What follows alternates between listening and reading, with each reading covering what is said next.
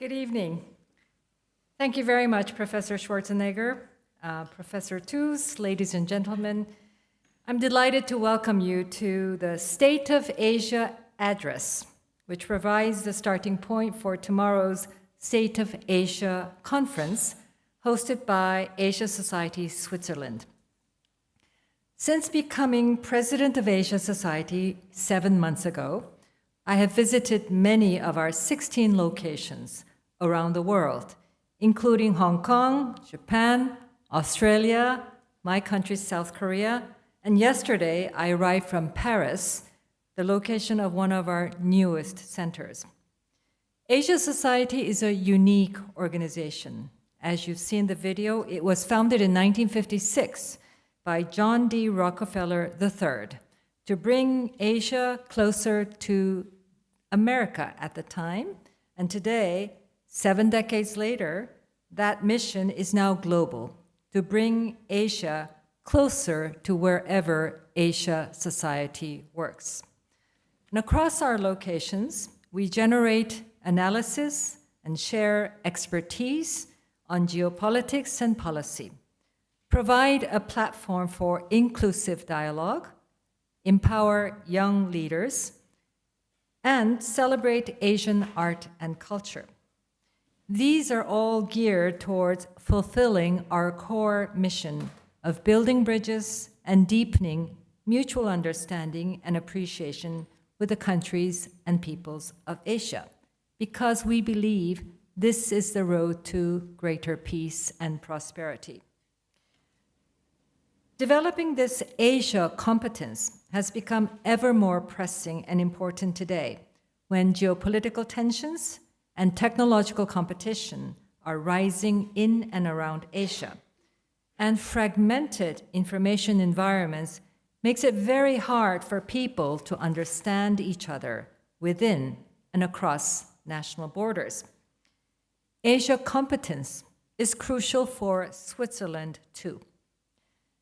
During my time at the UN, I spent several years in Geneva and developed a deep appreciation for this country. Switzerland has many important roles to play as an active and engaged member of the international community and as a platform for dialogue. And doing so requires an understanding and engagement with Asia more deeply. I'm very grateful to the team and board of Asia Society Switzerland, who have been doing this important work for 9 years now. And as the first center in Europe, they have played an important role in expanding the reach of Asia Society. And tonight's packed room and tomorrow's sold-out State of Asia conference are a testament to the relevance and quality of the team's work here. It is indeed a privilege to be in this historic lecture hall today.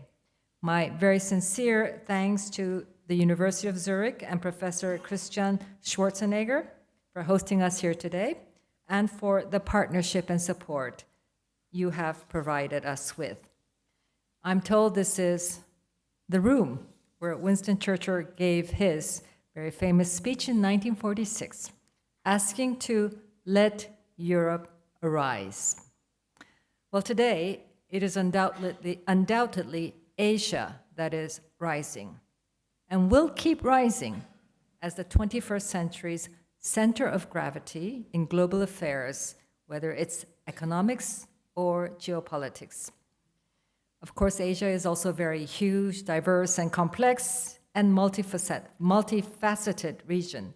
And delivering an assessment of the state of Asia, as tonight's address promises, is a very daunting task.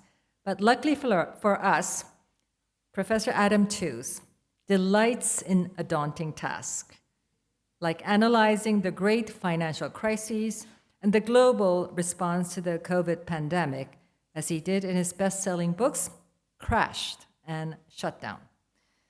Adam holds the Catherine Shelby Cullum Davis Chair of History at Columbia University in New York and serves as director of the European Institute there. In 2019, Foreign Policy named him one of the top global thinkers of the decade. He writes Chartbook, a newsletter on economics, geopolitics, and history. And he is also a contributing editor for the Financial Times and a columnist for Foreign Policy that also publishes his podcast, Ones and Tooze. And after Adam's address, Asia Society Switzerland's executive director, Nico Luxinger, will host a conversation with him. And you will also have the ability to submit questions. So now please join me in welcoming Professor Adam Tooze to the stage.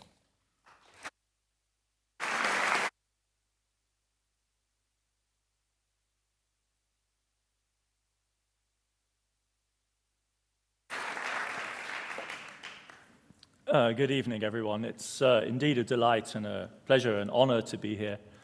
Many thanks to Professor Schwarzenegger, Dr. Kang, to Nico Loschinger and the entire team at Asia Society. Watching the video, I realized I feel I'm part of some sort of Asia Society network, because up there was Vishaka Desai, featured very prominently, who recently recruited me to my latest job role at Columbia, which is chairing the Committee of Global Thought, which is a strong analog to the kind of work that the Asia Society does here. So I look forward to partnership at many different levels, both in Europe and in New York. It's been said that I like a challenge. Can we have the slides up here, please? We're gonna get the, we're well ahead. It is true that I like a challenge, but on the other hand, spare a thought for the author of today's talk at the weekend, an English guy with a strong German and European attachment sitting in New York, composing a lecture on Asia in the age of polycrisis for an audience in Switzerland to be given the day after a decisive American election that in large part has been taking place under the sign of the China shock, scheduled, thanks to the great cooperation of Zurich University and the miracle of Zoom, to give a lecture later this evening to my traumatized American students on the fall of the Weimar Republic. So I count 8 levels of determination here that characterize my moment this evening. And in German, you would say, es besteht Gesprächsbedarf. We need to have a chat. There's things we need to talk about. And one of the things it seems to me we can't escape talking about this evening is the different way in which all of those kaleidoscopic facets of all of those 8 things, in a sense, intersect with each other. Not to assume some common standpoint when it doesn't exist, but to think in a kaleidoscopic fashion, or maybe it's something more complicated like that. One of those machines as an opticians where they keep changing the slides on you about the way in which this looks. Because I don't think the drama of the US election looks the same in Europe and Asia. I don't even think it looks the same as in Zurich as it does in Berlin, where I'm going later this week.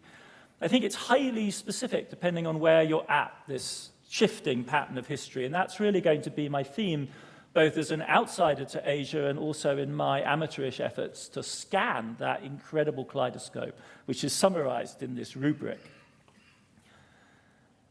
I mean, one simple way of thinking about it, especially from a Berlin point of view, allow me just to adopt that, which I know is different from Zurich, is that, the Trump election matters dramatically for Europe, as seen from Berlin, because he's already called them out once already, right? The clashes between Trump and Angela Merkel were legendary. It doesn't even bear thinking about what an encounter between Olaf Scholz and Donald Trump might look like, to be honest. There is a personality element to that. There is also a structural determination in that the security of Western Europe has depended since the beginning, since Winston Churchill uttered those words. Because he wasn't just asking for Europe to arise, he was asking for an entire configuration of power to arise at the end of World War II. Europe has crucially and structurally depended on America for its security. And thirdly, speaking specifically, and this is where I think 2 German-speaking countries like this part of Switzerland and Germany differ fundamentally. For Germany, at least, the question of American democracy is a question of identity.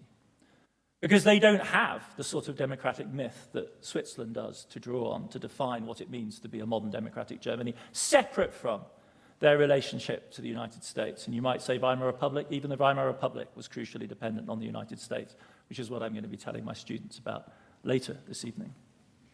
So that's a three-way determination of that relationship that makes it very special. And I don't think it's an exaggeration to say that for Western Europe, specifically Berlin, Trump is the polycrisis. He personifies it. He is the expression of the compacting together. This idea of polycrisis is the sum of the parts is worse than the individual elements that are added up. And you can see what I'm getting at with Trump, right? The populism, the ambivalence on NATO, the climate deniable, the disinhibited personality, you add it all up and you have the perfect storm that somebody like Trump represents for the Bonn Republic, would have represented for the Bonn Republic, does for Berlin today. And I simply don't think that's true in the same way for the vast majority of this complex structure that we call Asia. People may want to differ and suggest counterexamples. Maybe this plays out somewhat differently. Taiwan, maybe South Korea might be the closest. There's a very strong skein of South Korean scholarship on German history, and I've always thought it might be to do with these structural parallels. But if you look more generally, it seems to me Asia's position on the American election is more relaxed. Essentially, geopolitics in Asia right now is certainly tense, but it's not tense in the conditional way that, say, Europe's position on Ukraine is conditional on the outcome of this election. Russia's further away, and in the case of both India and China, it's friendly. I was thinking another instance would be India's in the sweet spot of being wanted by both sides. So, and the pivot on the American side towards India is bipartisan, and it started under Bush in the early 2000s. If you're Vietnam, I think it's also true that both sides are playing for you, so you can feel fairly relaxed about where you stand. You're going to have to play hard, but they both want you. China, I think, shrugs because it knows, basically, that it's America's antagonist one way or the other, and the hard pivot was initiated under Clinton and has been continued with real vigor under Biden, and it's very unclear how much difference it ultimately makes. I'll say a little bit more about that in a second. And if you think more generally, we don't have an Asian equivalent to NATO, as hard as the Biden team has tried to turn the Quad, or what they call the lattice work of alliances, into something analogous. Those structures aren't there. So the showdown that we're undoubtedly going to be treated to next spring in the first NATO conference that Trump attends, let's hope to goodness he hasn't seen the scurrilous reportage on his first round that appeared in the Financial Times. There is no obvious equivalent to that in the Asian case. US trade policy is clearly, I think, the area where Europe and Asia share the same neuralgic sense of, whoa, this could get really serious. But again, the positioning is fundamentally different. I mean, the shock that drives a large part of American discourse right now is the China shock. And to be honest, we ain't seen nothing yet, because the first China shock was when China was incorporating into our supply chains. The second China shock is when we begged to be incorporated into theirs. If you think about electric vehicles, that's the test right now. I've heard very senior German figures say, we need to be talking about joint ventures, and this time round we're going to steal from them rather than the other way around. Right? That's a profound shock. And this graph, which is not GDP or industry, it's a really interesting graph, and it's more dramatic than most you see, is manufacturing. So this is the bit that folks care about most dramatically. And China isn't catching up with the West, or close to. There's no debatable point. China entirely dominates the global manufacturing ecosystem in the large at this point. You can make specific individual exemptions. You know, highly sophisticated aircraft, for instance, they're not yet really at the races there. But if you look at the whole thing, it's a very different story. Secondly, whatever happens in US trade with its partners in the world, for more than a decade, in fact 2 decades now, it's really Asia on Asia trade that's been the driver of globalization. Certainly in the last 10 years, Asia on Asia trade has been the great dynamo. And the effect of America withdrawing into a more isolationist position is really just handing more of the game to Asia on Asia trade, because that's where the demand's going to be. Will there be spillover effects? Can you tell a story about how high American protectionism will produce massive Chinese pressure in new markets? Yes, you can, but I think that's a second-order effect. It's a margin on a margin. Protectionism in general is a marginal logic in the development of world economies, and displacement effects produced by protectionism are margins on margins. The big story of global growth in trade is Asian-centered anyway, and to the extent that America withdraws from that, it becomes even more dynamic. And if you get into the zone of industrial policy, and we think today of the current era as one of being industrial policy, in a funny kind of way, the American effort under Joe Biden to find ways of substituting for China only, of course, resulted in greater dependence on other Asian players. So American industrial policy on 5G was European because it depended on Erica and Nokia to replace Huawei. And American industrial policy on chips is, well, it's Intel, but also Intel is a dead man walking. And listen to me here, because the last time I spoke in this aula, I said just one or two words, Credit Suisse, several times over and over again. And I'll leave you to draw your own conclusions.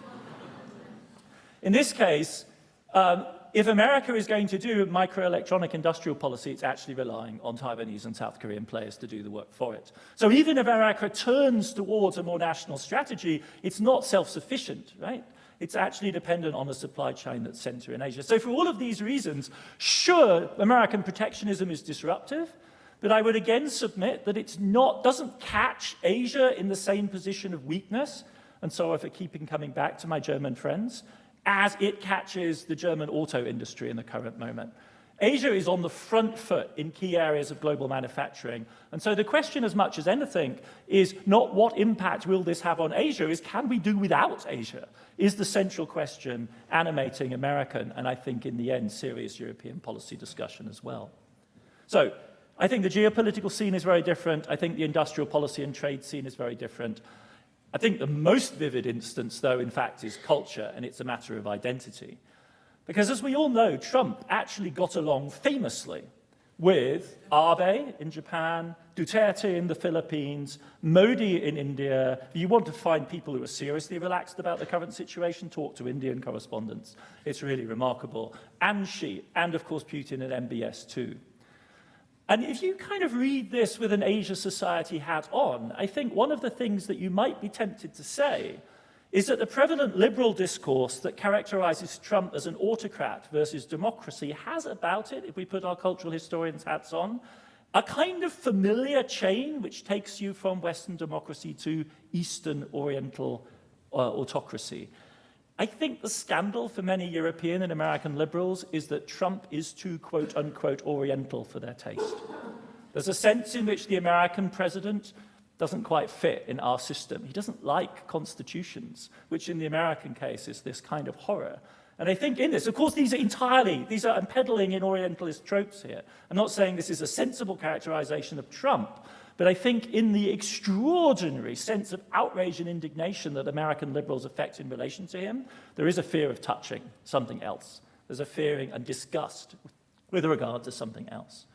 So whereas for Europe, Trump personifies polycrisis, you could say that the relative equanimity of Asia in the face of the US election suggests how much more self-confidently Asia in general, and Dr. Kang said this, is rising and knows it. And there is a sense that Trump is a symptom, lots of people like the Gramsci quote, he's a morbid symptom of an interregnum, and the future to come will be something different, and in that space, morbid symptoms, some people even translate this as monsters arise, and in the liberal or leftist imagination, Trump then figures as that monster of the interregnum. Now, and you can go one step even further than that, and you can begin to ask yourself whether this polycrisis talk is in fact really a storm in the Western bottle. Is this really just, or the storm rather in the Western teacup? Is this sense of some sort of drama that we need to confront, is that not really, in some senses, being cooked up, I don't know, between Brussels and Berlin? The idea itself was given currency by Jean-Claude Juncker in the 2014-2015 period. And it's me, it's folks like myself, it's Martin Wolf, it's Larry Summers talking, believe it or not, about my writing about polycrisis, turtles all the way down, flattering on the one hand and terrifying on the other, because surely, seriously, there's supposed to be somebody else who's providing the concepts in this period. Like, is this basically a collective Western freakout? I mean, are we basically losing our minds over the phenomenon of Asia rising? And that's what I want to struggle with a little bit. Because you could, if you went down this line, you could build a big contrast between the diminished self-confidence of folks like ourselves and the panic that we feel. When Larry Summers says something like, Ich finde die Situation unübersichtlich. I simply can't find a concept that grasps this. You know we're in trouble. Because Larry Summers is not a man to easily admit that he's lost the grip of the situation. And it contrasts, of course, incredibly starkly with you have to say in German, you describe this as a Biedermeier scene. Like the 21st century Marxism offered to us on a beautiful antique bookcase that's offering us a future of the world, or the slightly more brash version that we got during the extraordinary G20 meeting, in which the BJP welcomed the other leaders of the democratic, indeed the rest of the world, with this. You can't only just say it, but it basically says the most popular politician in the world is Modi. As we know, the elections then demonstrated the complexity and power of the Indian electorate to develop a rather different answer. But nevertheless, this is that sense of Asia rising, if only they can get it right. And their answer is growth. I mean, to somebody who has a kind of thing for 1950s and 1960s modernism, there's something rather glorious about these AI-generated visions of the India of the future, or the Indonesian new capital that we've sketched out in the jungle. There's a sort of extraordinary drama here, the revival of old fantasies of modernity in all of their rich promise, but also, of course, complexity, as thinkers from the Chinese New Left onwards pointed out to us. And speaking with a historian's hat on, there is, of course, something extraordinarily striking about the contrast between this moment, in which Asia presents to us the face of modernity against our shattered self-confidence in the West, and the moment in the early 1970s when I would argue that the idea of polycrisis first began to circulate. And the document I'm thinking of is the Club of Rome report of 1972, which drew arguably the first non-Marxist, thoroughly bourgeois social science idea of a multifarious, multifaceted, comprehensive crisis, starting with resource constraints, overpopulation, escalating prices, and economic slowdown. This was our sense of polycrisis encapsulated in the early 1970s. It went hand in hand, of course, then with war, with the 73 Arab-Israeli war, with the oil shock, and a sense of, as it were, the world coming apart. But it was formulated by the Club of Rome, and it was about the world. And what's really striking is the extraordinarily different position that Asia occupied in that vision of global crisis then, as opposed to where it is now. Because if you look in the Club of Rome report, they are extrapolating a future on the basis of the 1960s. And if you did that, your future looked like this. I mean, it really is worth taking ourselves back. This is the sort of thing historians do. If you project out the 1960s, which is the famous Hindu rate of growth in India, the period of massive upheaval in China, and you project from there the future, it looks profoundly bleak for the majority of humanity who then as now are Asian, right?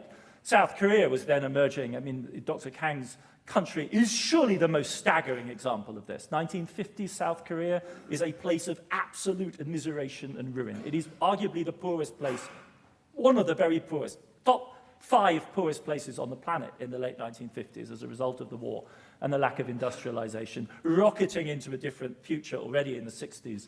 But a really problematic Asia. I've been thinking, as many people in the room may have recently, quite a lot about Bangladesh. And think about the image of Bangladesh in the early 1970s. Right? These are the extraordinary photographs recently discovered by the Indian photographer Raghu Rai, who took these on the Indian-Bangladeshi, what will become the Bangladeshi border, in December 1971, when it was still East Pakistan. And he is capturing a savage reality of immiseration. Right? This is the image of stark poverty. And it's an Asian polycrisis at that moment, right? That's where the population constraint, where immiseration is really going to bind. Compare and contrast that to the very latest report by the World Bank on the problem of global poverty, which actually explicitly picks up the polycrisis term, and we're in a different world altogether. So this is poverty measured at 2 different thresholds, and the $2.15 one is the absolute lowest level.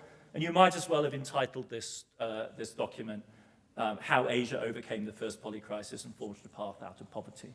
Because measured at the $2.15 level, the drama of modern history since the 1990s is that poverty in Asia, notably in East Asia, has essentially been extinguished, has been ended. Previously, very poor societies like South Korea, Japan, and of course China on a spectacular scale have ended $2.15. That's $2.15 a day in our money. So there's no ifs and buts. This is a measure of our purchasing power. Slightly different story at the $6.15 mark. I will come around to that. I am, I think, going to lose this headpiece. It's my big head and the collar. I hope it doesn't matter, but we'll see. I'll keep going anyway. But you can see a huge, extraordinary contrast between the world of the early 1970s and the world today. And that, when we talk about Asia rising, I think you can start with the GDP aggregates and the fabulous views of big cities, but I think it behooves us to speak about this story. This is the end of immiseration and absolute poverty for literally billions of people, and that's what's being promised. And that, I think, is the drama that we ought to center on. But I think we also need to recognize complexity, because though it's true that absolute poverty has been ended in East Asia, that's not true for Asia as a whole. And really what we're talking about is Northeast Asia. If you look at the poverty figures for... No, it's just absolutely fallen off. Can you still hear me? Is it okay? It's just...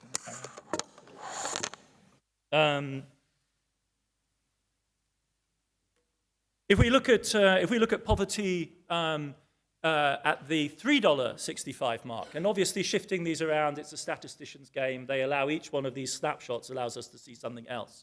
But if we take this very modest level of poverty measurement as $3.65, then what we see is that though poverty has indeed been abolished in East Asia, it's still very much a reality in Southeast Asia and South Asia. And that's what I really want to, as it were, stress in some of the comments that follow. This isn't in any way to deny that India has made gigantic progress. The story of the Indian middle class that excites so many people, both in India and outside, is absolutely real. But it's one that's dogged to an even greater extent than its equivalent story in China by the problem of inequality. And by the persistence in India, as you can see here, post-COVID, we think 134 million Indians living on $2.15. Absolute poverty, the very bottom of the scale. And then on the one mark just above that, a huge mass, close on 1 billion Indian people, families living on the edge of something that you might describe as tolerable middle income. And the question in India is whether or not an acceleration beyond that mark is possible. Setting aside questions of growth rates, this is the question, right? If you can move a society from a state of dire poverty, of absolute shortage of food and housing, to one in which people are living tolerably acceptable standards, their kids are getting basic education. And I think this is the central question which haunts this optimistic sense that Asia is rising, and by that we mean finally escaping the reality that Asia's history more than ever confirmed that poverty will forever be with us. Right? That's the world historic significance of what we're talking about here, the escape from the reality that humans' destiny was shaped in a fundamental way by poverty. China has given an answer to that. The question, I think, is whether the rest of Asia can follow. And if you speak to optimistic Indians about this, they'll tell you some story like this, right? They'll tell you quite reasonably that India's electronic governance is more sophisticated than the vast majority of European countries. They can ping money to people. Even illiterate elderly ladies in far-off villages with minimal electricity supply can be provided with doles of money by the Indian government electronically to not terribly smart phones that everyone can understand and everyone can afford. And it's a remarkable achievement. Nothing I'm going to say should detract from that in any way. But there are two different ways of looking at this, I think. One is the official government's view, which is that this is the basis and it's one of the great achievements. It's called the stack. They picked up some really highfalutin language from tech science and have applied this. The national Indian stack is this extraordinary achievement of the genius of Indian software engineers, which of course now populates Silicon Valley, applied to basic problems of governance in what is still a low middle income country. And so one story they tell here is a massive ecosystem of flourishing technological innovation and the basis for growth. If you listen to other sorts of Indians, they'll tell you that there's a much grimmer possibility here, which is that this is a basic stabilization device that enables a radically unequal society to maintain basic standards of living for the indefinite future, whilst the fundamental problems of state building, which were deferred in India decade after decade, are not addressed because they don't have to be, because the technology will do the trick and will get the money and the resources to people that need to get it, that need it. So one is a onwards and upwards, a move by way of Shenzhen to Silicon Valley, and the other one is a low middle income trap, a low middle income trap enabled by technology. And the people I learned that lesson from, or gave that alternative narrative from, were CPR, and some of you in the May room may know what happened to the CPR think tank in New Delhi in the last 12 months. It was shut down because that's not a message that the Modi government wants to hear. So these issues of discussing the future of a technological triumph by any measure are hugely controversial in what we rightly celebrate as the world's, I think, greatest democracy, the world's largest democracy. And that's just the beginning of the complexity of the South Asian story, because I referred to Bangladesh a minute ago, and after all, we have witnessed a bona fide, outright, flat-out revolution before our eyes. It hasn't attracted much attention because we've been focused on the Middle East and Ukraine and the Trump election. 170 million convulsed by a revolution which is upending basic compromises about secularism and the position of the dominant Islamic majority in Bangladesh at this moment. Hugely controversial. You move across to the other side, what used to be, what is Pakistan, and you have what is, by everyone's admission, basically one of the most fragile political economies in the world today. Pakistan is a country, I'm going to use population as my basic index here, so keep count and keep counting because it's a big number we're going to end up to, of 242 million people who between them last summer had about $3 billion in foreign exchange reserves. Now you cannot cope at that kind of level of foreign exchange reserve for any period of time. This is a huge country, larger than any country and massively larger than any country in Europe, on the edge of viability, and one whose government now has unleashed a huge military campaign to address the issue of what they, of course, designate as terrorism and what, more importantly, perhaps their Chinese investors have designated as terrorism in some of the most ungovernable places on the planet. And then there's Sri Lanka, which in 2022 exploded into a flat-out, classic, textbook case of polycrisis, complete breakdown of the political system, the social structure, and the economy before our eyes. You could say this is all very long way away from all of us. This needn't worry us until, of course, you're in Canada, or for that matter in New York, or for that matter reading the South China Morning Post, where you have a now very conformist Hong Kong newspaper exploiting, Disney cartoon levels of Oriental contempt to point out that the Canadian government is essentially at loggerheads and have dismissed the diplomats of India over what the Canadian judicial authorities and those in New York as well claim is a systematic campaign by the Indian government to kill opposition politicians in exile in North America.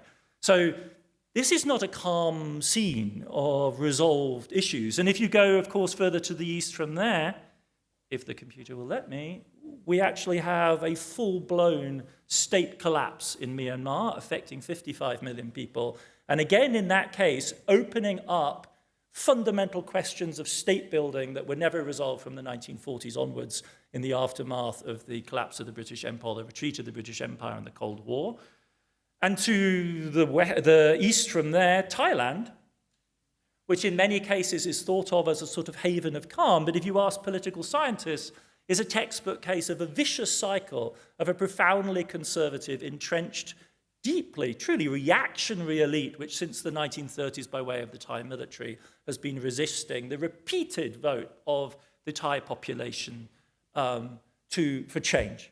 Again and again and again, military coups, one after the other, all of which we sort of pass over without, I think, deep comment. If you track the Asian media as best I can through the languages that I can read, there are extraordinarily complex spillover effects from Thailand, for instance, to Laos, which is itself a society facing profound and unresolved questions of politics, which in 2023 intersected, like in Pakistan, with a massive financial crisis. You could be perhaps excused for not focusing on Laos's financial crisis or the spillover effects from Thai politics to Laos, perhaps not in this company, but in general in the world you might be, because it's such a small place, it's 8 million people. But right next door is Vietnam, and Vietnam, as anyone who knows who does the think tank circuit in the Asia decoupling story right now, is everyone's happy idea of the Asian society that's going to benefit most from American decoupling from China, except what do any of us outside understand about Vietnamese politics, which has been churning through the Communist Party elite at an extraordinary pace in the last 2 to 3 years in a story about an increasingly authoritarian security service-led regime, which, as far as I can see, intersects in no meaningful way with the stories that we tell about the decentralization of supply chains and microchip factories and smartphones.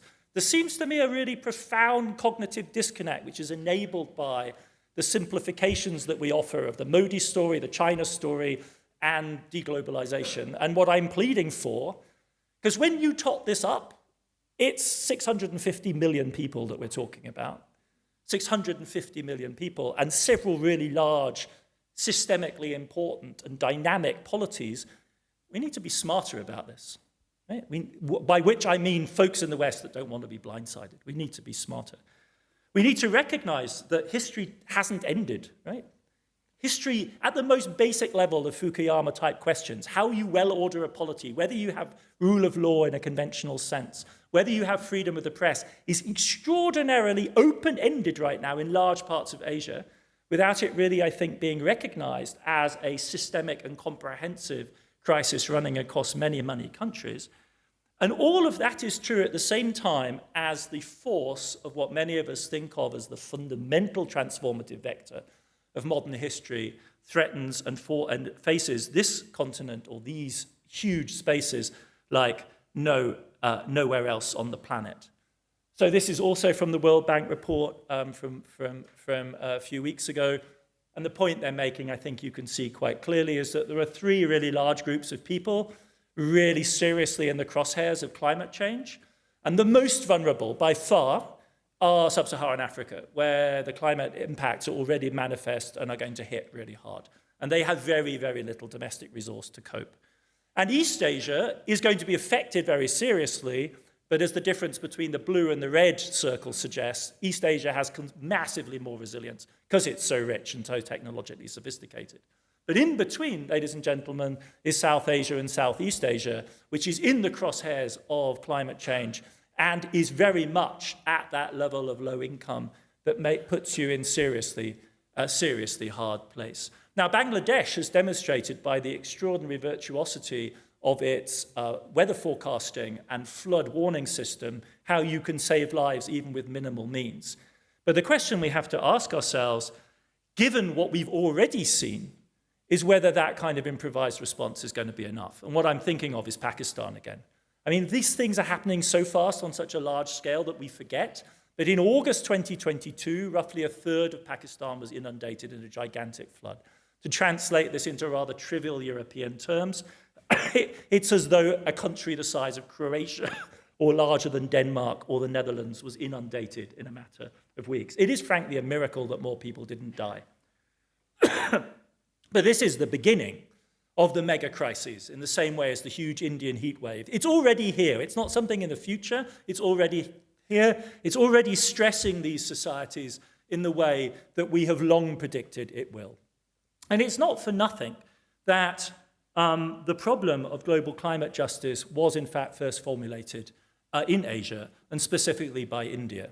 If you go back to the beginnings of global climate policy in the late 80s and the early 1990s, if you go back to Rio, if you go back to the first COPs, it was Indian academics who put the issue of climate budget and carbon budget on the agenda first, because their country, as they fully understand, is one that's, as it were, it's the opposite of the sweet spot.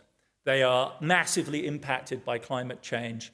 They are, relatively speaking, minimally responsible for it. And if we're serious about climate politics going forward, their developmental prospects will be most inhibited by the necessary decarbonization measures. And Indian academics did the math on this, as you'd expect, and came rather rapidly to the conclusion that this was a bum deal. What's astonishing, and of course this was originally formulated, as I suggested here, as a north on south problem. And this should be credited with the force that it's had in defining the polycrisis right now. The climate crisis is the most encompassing risk that many of us think about. And this was coded from the very beginning by Asian actors, by Asian intellectuals, by Asian policy as a north-south problem, and it was centered on India. The historic irony is that this argument was made precisely at the moment. Now what's happening? I don't want to abbrechen, that's for certain.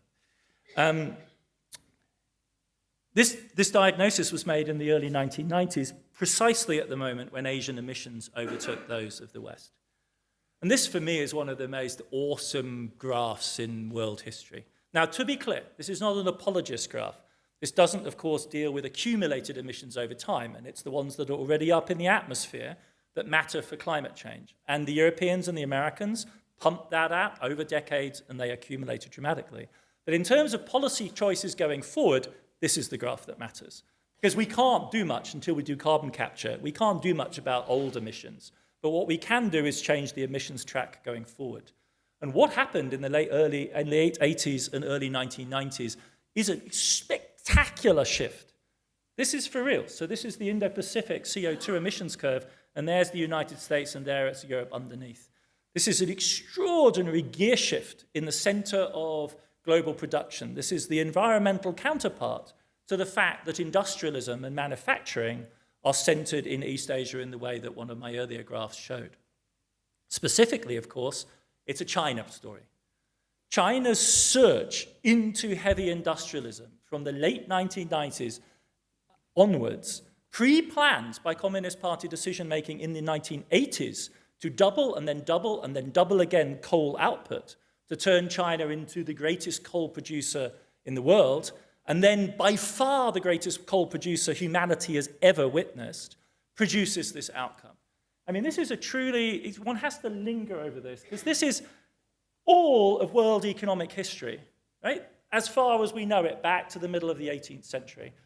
Using a single variable, what it's telling you is that the explosion of Chinese production in our lifetimes, as recently as the last 25 years, dwarfs everything else in the annals of human economic history, and significantly dwarfs, doesn't just modestly overtake, but blows it to dimensions the world has never seen before. This is the CO2 counterpart to the Chinese producing more steel than the entire world put together.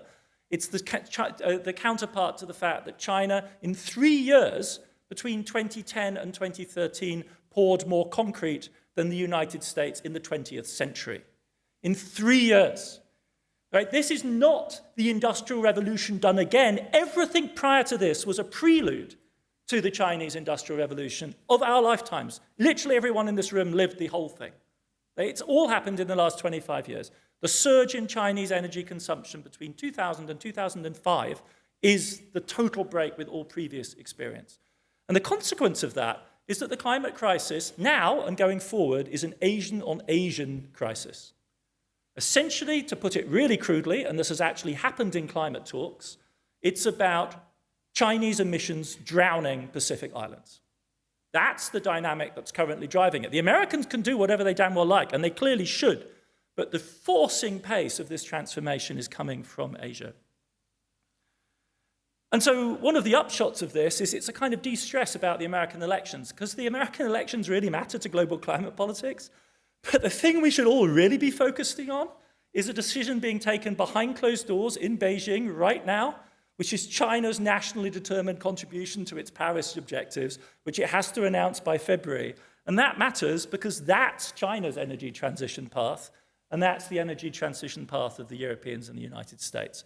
The huffing and puffing that we've been doing in recent years, as you can see here, is trivial by comparison with the hairpin bend that the Chinese have to accomplish in coming years. So that decision being taken behind closed doors in Beijing right now is the one that really decides the parameters for everyone's decarbonization effort going forward. That is the crucial choice, and it's quite opaque. The bureaucrats there are top-notch energy and climate scientists, but we really have minimal insight into what's going on.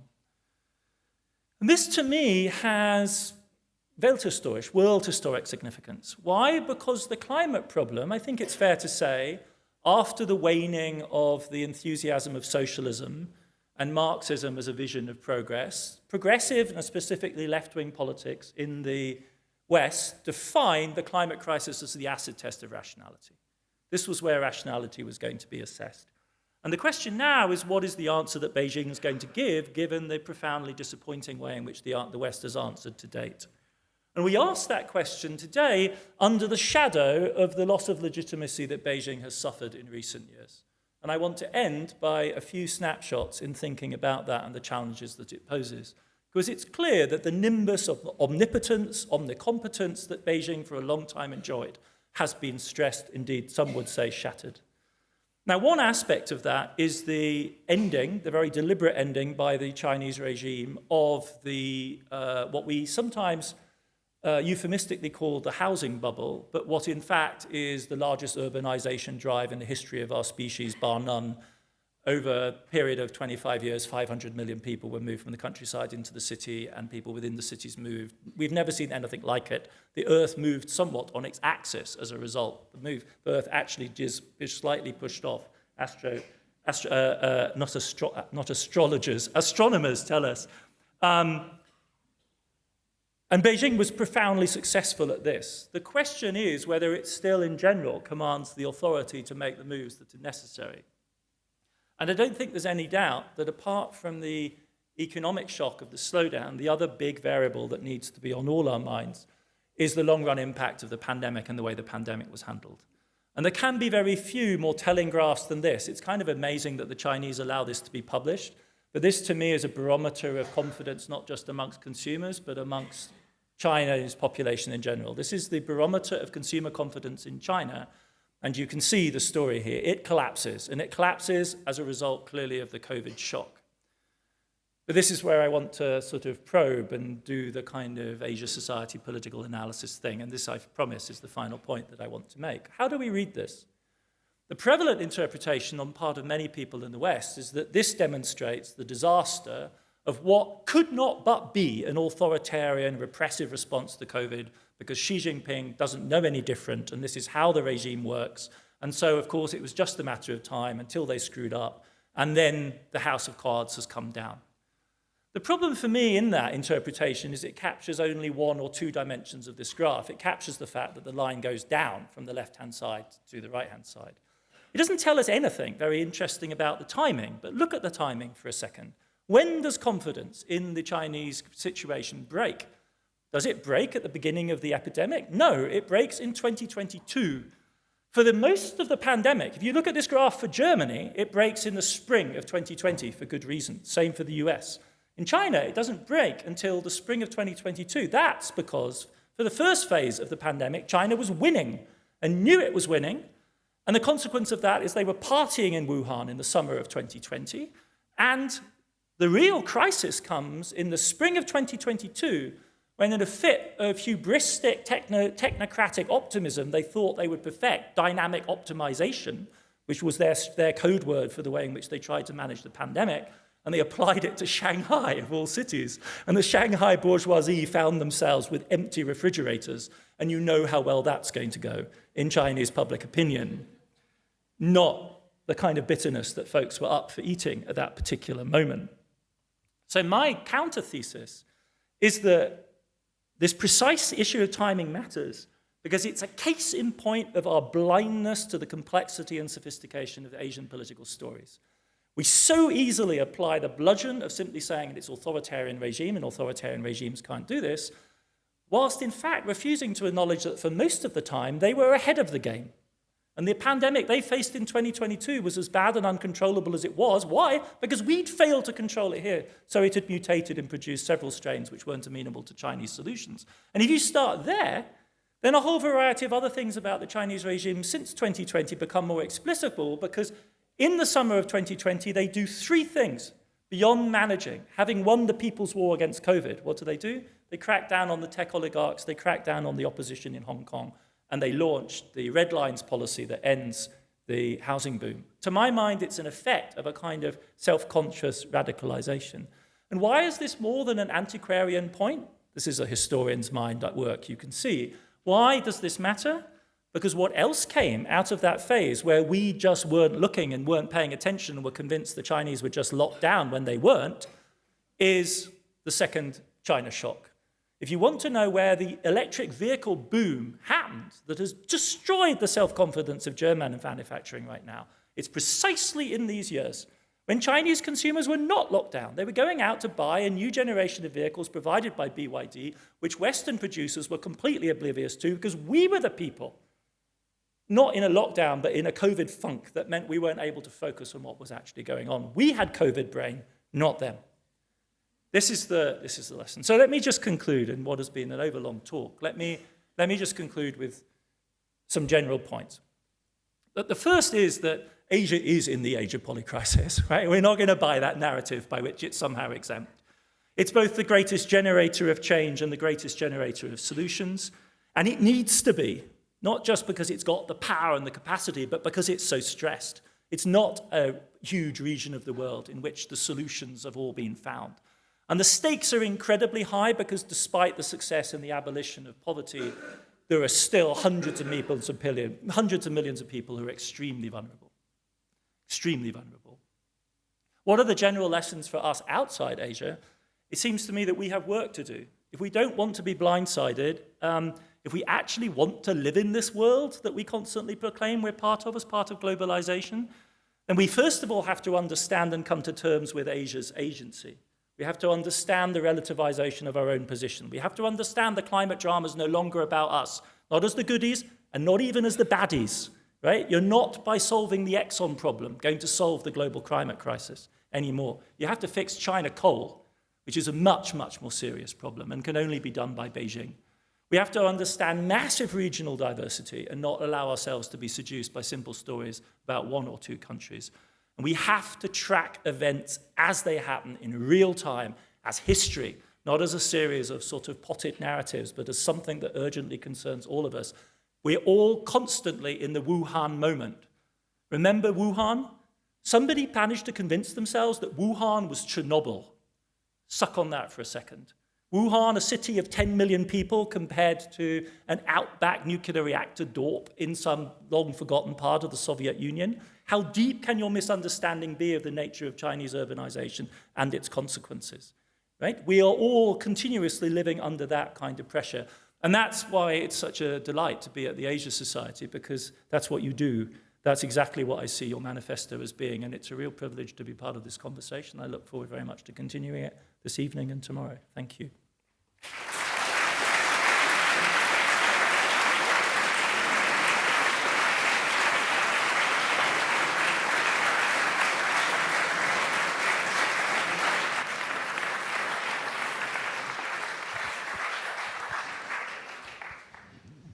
Getting you a microphone that can't fall off. Just fall off my big head, yeah. You just fall out of your hand. Thank you so much. This was fantastic. It was wide-ranging. I always feel a little bit bad when I ask people to deliver the State of Asia address, because literally the entirety of the instructions we give people is like, we'd like you to talk about the state of Asia. And then they ask anything in specific. We say, no, just whatever you want. And I think you rose to the occasion marvelously, and thank you very much for that. Before we jump into the conversation, we did say that we also wanted to take your question, and we do. We have so many people here tonight that we decided it would be easier if you submitted those questions in writing, so that I can censor them appropriately on my iPad here and then put them to Adam in the correct order that I will determine. So you can scan that code and submit them, and we'll get to them in a minute. So Adam, it's kind of hard to try to start somewhere, but in a way, you brought out this narrative where at first you seemed to say that Asia was actually not in a polycrisis, but of course they are, because I guess there's always a polycrisis somewhere. And it seemed to me that maybe does this all come down to a feeling, to optimism. For whatever reason, even though you laid out all the problems and you laid out the polycrisis that it happens not just here but in Asia, but for a reason that I can't really put my finger on precisely, they don't seem to feel, again, the broad generalization, but sort of the feeling we're getting, the statements we're hearing from at least some of the larger Asian countries, that they don't think they're in a polycrisis, even though they obviously are. Can you explain what the difference is in sort of just levels of optimism here?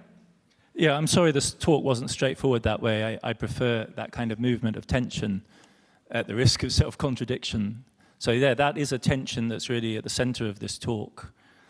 And yes, I started with the sort of check your own prejudices move of going, maybe this is really just a kind of Western, and specifically a Western elite freak out, right? So I don't disagree with that move. And clearly when you take this to Asia, often you have this, you go to somewhere like Singapore, and it's pretty difficult to feel that you're in a world of polycrisis in Singapore.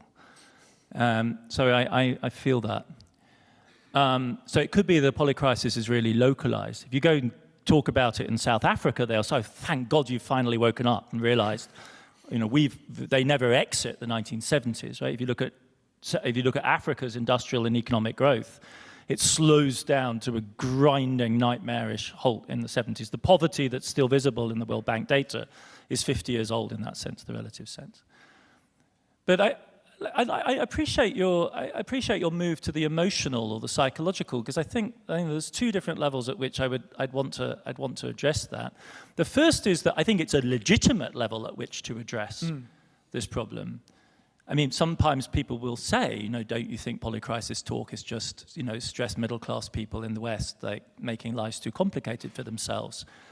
But I'm the sort of person that takes the global mental health crisis seriously. And I think actually we do face a global mental health crisis.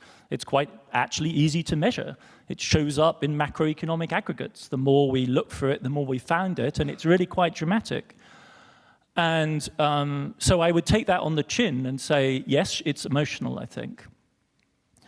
I would then immediately insist that Asia cannot in any way be exempted from this. I think especially the richer parts of Asia are fully part of that same mood. And thinking of China, the way it expresses itself there and is all these buzzwords, right, of involution, of lying flat, of the sense of never being able to escape the treadmill, of this weird complex of factors that expresses itself in the demands of the job, the career that has to terminate, somewhere in your 30s or your 50s, depending on whether you're a man or a woman, the difficulty of raising children, satisfying the expectations of your parents, the extraordinary cost of housing, so on and so forth. This is recognizable, I think, as a fully modern crisis that we really should resist any kind of sense of saying, well, these people are more phlegmatic, they're used to work. I think the regime invokes this image of the Chinese as tough, as, willing to take.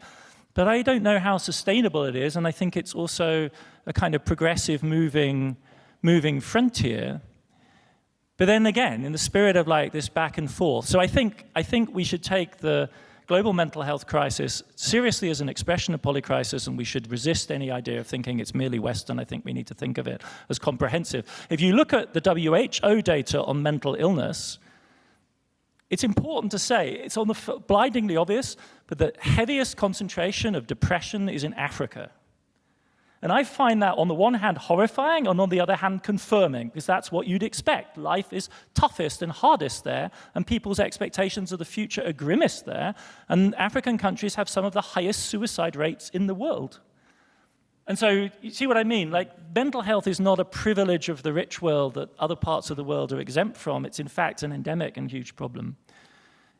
And then I would spin this the other way and say, as a Keynesian economist, there is something about that you're getting at that's very, very real, which is that ultimately investment, because investment is hinged on the very long-distant future if you're building anything big. And we really have no way of knowing what the long-distant future is going to be like, despite all our forecasting efforts. It depends on projection. And Keynes described that projection as animal spirits. And if you were to say the difference between the West and Asia is that their mojo is going and they have animal spirits in their investment function, and the West doesn't, I think it would be really easy to find macroeconomic data that immediately supported that. Yeah. And one of the consequences of that, when you break it down at the supply side level, is what you hear again and again about European and American businesses as they operate in China. They'll say things like, it's so easy to get things done here. If I say I want this, 48 hours later, some company comes back with a better thing than I gave them. And I think that's, if you like, the material reality behind a higher level of growth, which encourages an outlook which projects that higher level of growth into the future, which builds capacity, encourages investment, creates a culture of radical change, which all sound like silly business sound bites. But I think you can see it translated into, my favorite examples all come from the electricity system, where no one in Europe or the United States has built long-distance transmission lines for electricity on a large scale for decades. Electrification used to be a sexy, dynamic thing in the West too, but it stopped being that in the 70s and stabilized. China has built the world's largest, not just the world's, China's electricity system today has twice the capacity of the US system, and they've built it in 25 years. So do they have cohorts of electrical engineers who are ready to go for bigger and bigger and bigger projects in China or the rest of the world? Of course they do. It's almost a sociological rather than a psychological condition. You literally have people, teams of people, who know how to stamp high-speed railways out of the ground at extraordinary pace. And so in this space between the psychological, the economic in the form of animal spirits, and the sociological in the form of just masses of engineering talent, there is a reality to what you're saying, I think, that Asia has this dynamism that the rest of the world lacks, and that makes a fundamental difference.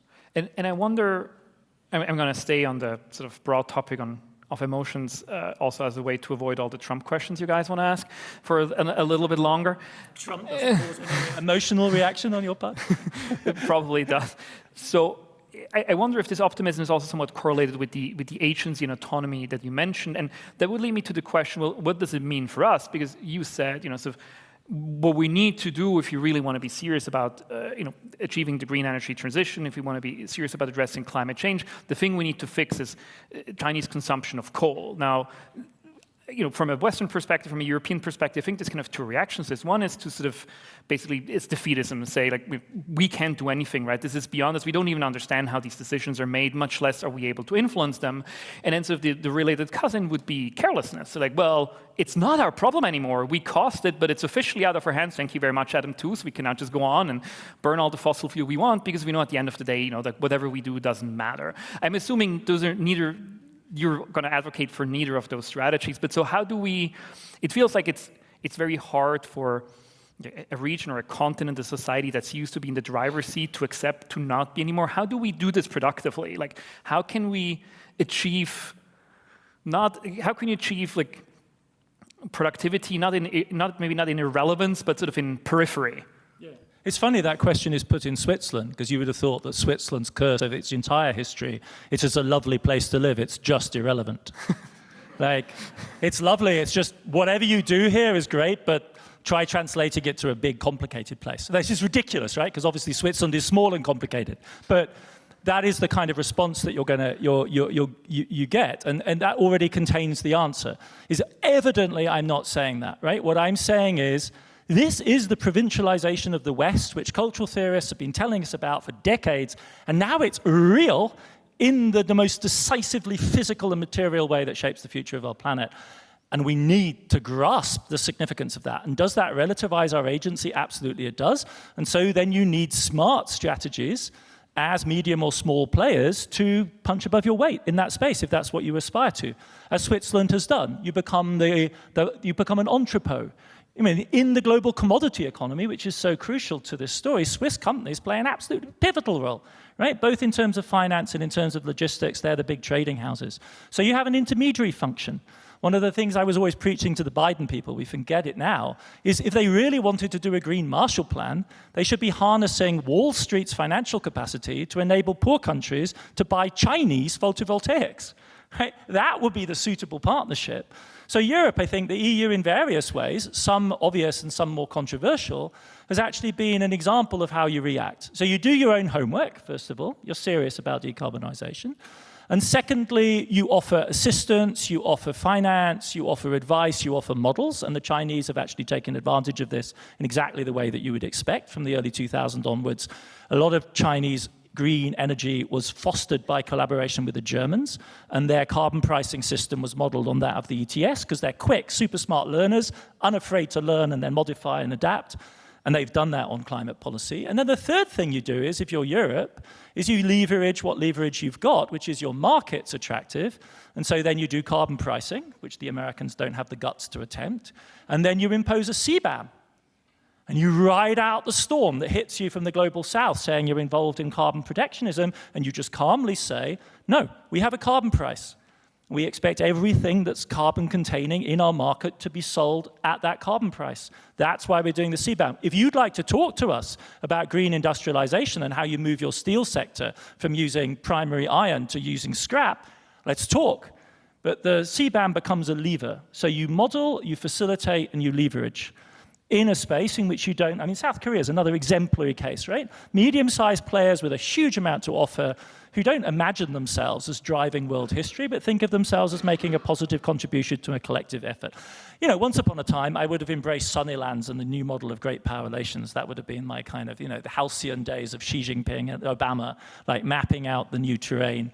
That obviously feels like yesterday's news nowadays. But that would be the space in which this isn't going to be a world dominated by China in the way the Western world was dominated by the US in the 40s or unipolarity in the 90s. That's not our future. So everyone has to absorb and deal with the fact that we're all mutually interdependent and to an extent always, in some senses, comprehensively in just a contributing position. But your point's absolutely valid. Wang Qing, who's sitting here, literally witnessed an American student ask me, well, why should I get out of bed in the morning? Like, if it's true that the future is not determined by the United States, why should I get out of bed in the morning? I'm gonna turn to some of the audience questions. I will permit myself to de-Trumpify them slightly and give them maybe a somewhat broader scope. The first one, which is to say the most populous one, which got the most upvotes, not unsurprisingly, is on Taiwan. And specifically, there's, again, the word Trump appears here. But the question I want to put to you is maybe a little bit broader. In the context of what you said at the very end of your talk, where I think sort of the two messages that I took away was both sort of the immense state capacity of China to achieve, you know, all of these transitions, to build an EV industry like no other, but also the somewhat worrisome radicalization of policymaking either as a direct result of what's happened during COVID or just that having been as a trigger. And it seems to me the question of Taiwan is sort of where these things collide, right? It's both something that my assumption is a large part of Chinese policymakers really want to achieve, but also something that could fundamentally threaten all the achievements they've already made, as well as the ones they would still have to make. So in the context of your understandings of, I'm not asking for a prediction, I'm asking for sort of how does the system think about a question like this, and how does it deal with this inherent contradiction? Beijing, the system in Beijing. Yes. Hands up, anyone in the room who feels they have a good grip on we have sitting at the front here. I agree that's clearly a fundamental issue, and it's an issue that's fundamental because it's, you know, it has this utterly confounding quality of both being so obviously a legacy of the 1940s. Mm-hmm. And so obviously now carried forward by the autonomous, very substantial, incredible talent and sophistication of Taiwan itself. And so there is this, it's like a mega version of the Hong Kong problem. And it would be utterly hubristic for somebody like myself to be venturing opinions about it. My main view as somebody who's principally identified with Europe is, and this I feel very strongly about, and it's heavily supported by opinion polling that the European Council of Foreign Relations did, which I'm attached to. I see no possible justification for Europe engaging itself in a strong and heavy-handed way in that conflict. I just don't get it from a historical point of view, from a democratic point of view, from a point of view of self-interest. It's not legitimated by the European public. If you ask the Europeans what position they want, is a position of neutrality. I see no business other than bad legacies of imperialism that cause us to be there. And so that's my vision on this from the European point of view. What it looks like from Beijing's side, I wouldn't want to venture an answer. There are people in this room much better qualified to comment on the inner workings. I think we see two things. One is that there is a build-up of Chinese military capacity, which is very real and very significant. Not at all surprising, because if you have an economy that grows that fast, even if you don't increase the share of military spending, it becomes a huge force, and the Chinese know what to do with it. And it's also, I think, utterly unsurprising that you see a sharpening of ambition and demand and scale on Beijing's part, and specifically perhaps in the figure of Xi Jinping, who does seem to have an understanding of the Chinese, the CCP's project, which is very strongly national. I think there's two things that really stand out about him. One is that nationalism, and the other is actually his commitment to the environmental issue, which is quite distinctive. But for me, it is an instance which just poses this really deep problem, which at one level is a question of intelligence. What do we actually know about what's going on inside? What are our theories which guide our interpretation of that intelligence? And we were talking about it earlier on as somebody who spent a lot of time studying wars and how they break out. Are we even convinced that Beijing itself, and I mean the insiders in Beijing, would necessarily be able to compose an adequate picture of how decision-making like that is being made? I mean, I'm haunted by the extraordinary difficulty in understanding, I think, Putin's decision to invade Ukraine. I understand the motives, they're perfectly obvious to me, but that's not at all the same thing as understanding that moment where you decide, right, this is intolerable, I'm now going to launch a major war. Or even, this is intolerable, I'm going to assume it won't be a major war and then do it. Like, both of those are moves which are qualitatively different, and I think you were saying earlier on, Adam, that sounds almost like a metaphysical question, and I actually think that is the moment when politics takes on a slightly metaphysical aspect, the moment when you launch your state, your society, into a challenge which, as you rightly say, could put everything at stake. What would move you to do that? And it's horrifying, but just an ineradicable part of political history, of great power history, that it has a rational, calculable logic, and there are teams of people trying to do the math on that. And then it also has this irreducible element, which has a rather different quality. And it's difficult, even in systems which are very well documented, to fully construct what's going on there.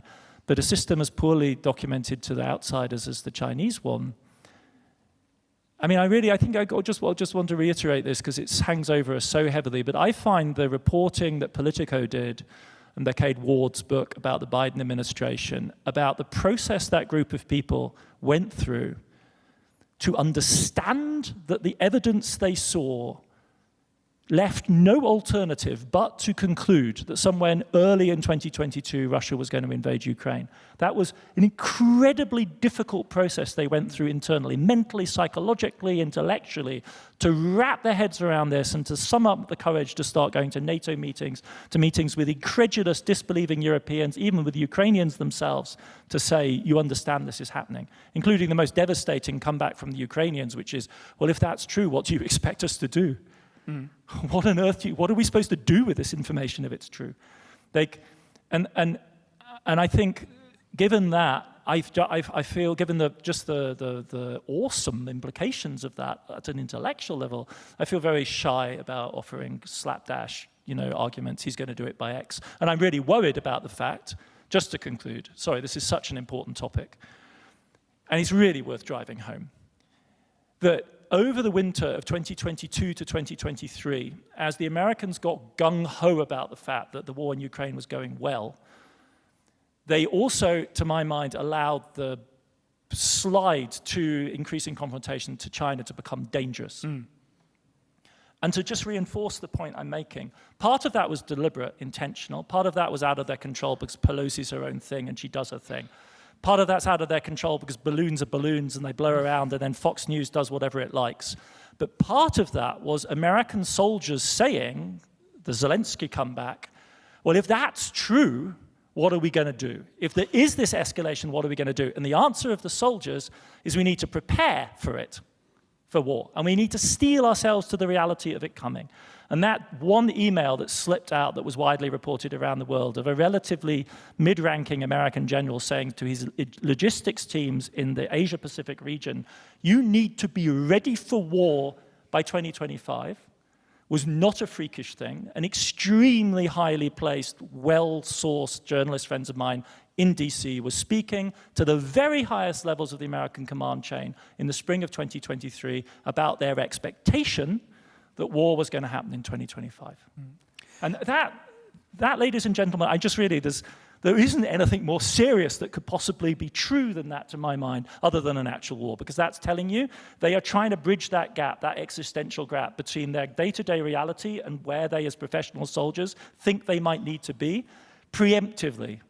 They're stealing their teams, for this is not a drill. And that's so difficult. That's both very difficult to do and terrifying when you do it, because you then you got to jump. I want to ask probably one last question, but I think this is a really important one that came in about demographics, which you didn't talk about too much. Obviously, we're seeing very low birth rates in China, in Japan, in South Korea.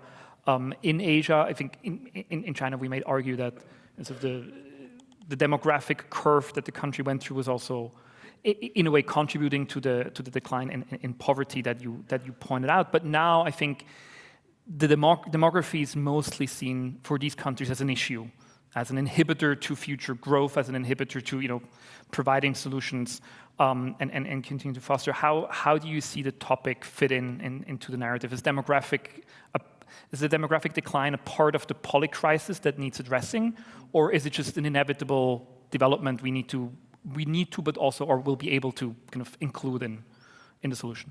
So the first thing to say is, again, an appeal to intellectual modesty. And this isn't a cop-out.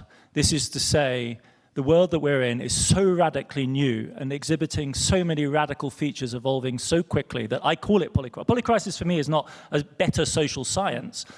Michael Geyer, a great historian friend of mine, said, no, what you're saying, Adam, is we have a cognitive crisis. And I think a world moving into really large-scale demographic decline is a cognitive crisis, because in the history of our species, outside periods of massive pandemic, 17th century world crisis, we've never seen anything like this. Right? We literally never have. All of us have lived in a world of expanding population, and now in certain, notably South Korea, we're seeing this precipitous fall. So the first thing to say is we don't know. We have no prior track record to go on. Don't believe anyone who comes along and says, well, I know what happens in societies as populations decline. Seriously, really, go actually read some history, and don't just read the data, actually try and think about what this means, right? Because the boom in population globally is one of the most, it's a concomitant of economic growth and economic development of a really complex kind. Because on the one hand, it's an unleashing. It starts with a decline in mortality. And then we see this sort of surge in net fertility. And then it becomes an incredibly ambiguous process, which the decline and the containment. And I think it would have three elements. Like one is, and we are living, after all, in its aftermath. Still today, like the dramatic answer to the 1970s polycrisis I was talking about, the Club of Rome report, is that at least some Chinese technocrats read that report and said, you know what we should do is we should be serious about this. And it was part of the argument that was offered in the 80s to double down on the one-child policy, which is, and we're so far removed from it now, the most extraordinary intervention in human biology and human subjectivity any state surely has ever attempted. Regulating menstrual cycles, forced abortions, it's a spectacular intervention. So that's one response.